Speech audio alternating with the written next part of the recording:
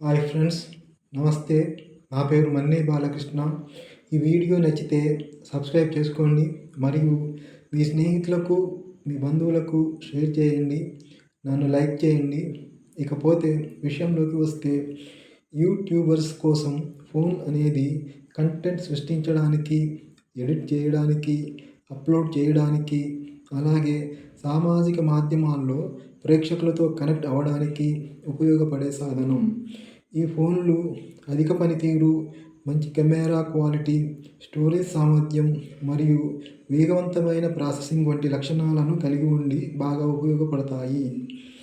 Video recording, editing software, తక్షణ uploads, feedback మరియు comments, live streaming వంటి ఉపయోగాలు కలిగిన మొబైల్లు యూట్యూబర్స్కి అవసరం.